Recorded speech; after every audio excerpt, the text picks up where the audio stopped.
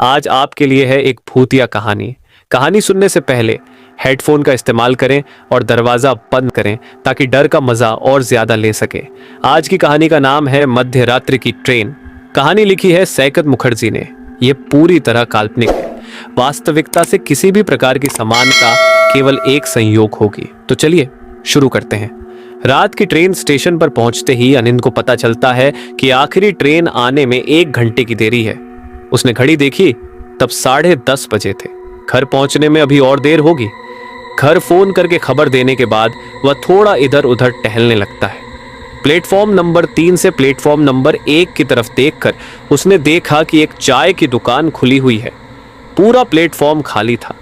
अनिंद को याद आता है कि पहले भी उसके साथ ऐसा अनुभव हुआ था। एक बार आखिरी ट्रेन से घर लौटते समय डकैतों ने उसे लूटने की कोशिश की थी।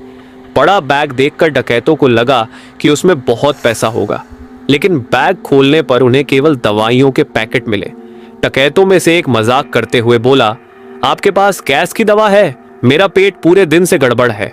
ये बात याद करके अनिंद हंसने लगा। अचानक दूर से एक ट्रेन की रोशनी देखी। उसे लगा कि यह मालगाड़ी होगी, लेकिन ट्रेन रुकी और वह किसी एक्सप्रेस ट्रेन जैसी लगी। अनिंद उसमें चढ़ गया। ट्रेन लगभग खाली थी। स्लीपर कोच में सभी लोग चादर से सिर तक ढंके हुए लेटे थे। अनिंद को यह थोड़ा अजीब लगा। सभी डिब्बों में लोग एक ही तरह से लेटे हुए थे। अचानक उसने एक आवाज सुनी, कहां जा रहे हो? डर के मारे वह रुक गया। आवाज सुनने के बाद एक चादर ओढ़े हुए यात्री ने उसे बैठने की जगह दे दी।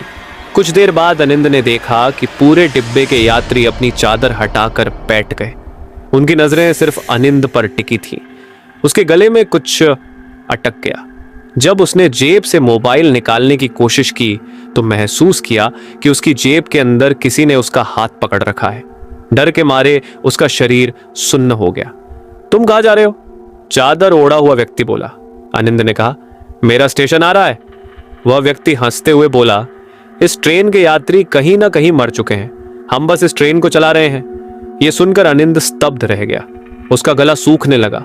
वह व्यक्ति फिर बोला, इस ट्रेन की खिड़की मत खोलना, हमारे यात्री हवा बर्दाश्त नहीं कर सकते। अनिंद ने खिड़की खोलने की कोशिश की, लेकिन उसके सामने एक भयानक आकृति आ खड़ी हुई। उसका सिर एक तरफ से कुचला हुआ था और शरीर के अलग अलग हिस्सों से खून बह रहा था। डर के मारे वह दरवाजे की तरफ भागा। पूरे डिब्बे के यात्री अब उठकर खड़े हो गए।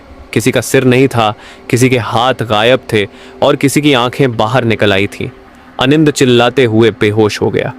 होश में आने पर उसने खुद को एक स्टेशन की बेंच पर पाया। रेलवे पुलिस ने उसे बचाया था। उन्होंने बताया कि वह रेलवे ट्रैक के पास बेहोश पड़ा हुआ मिला। अनिंद को कुछ याद नहीं आया, बस उसे ट्रेन की आवाज याद थी। कैसी लगी आज की यह कहानी? कमेंट करके जरूर बताएं। अगर पसंद आई हो तो फॉलो या सब्सक्राइब करें और सभी नोटिफिकेशन चालू कर लें। आप लोगों द्वारा दी गई कहानियां हम अपने पॉडकास्ट में इस्तेमाल करेंगे।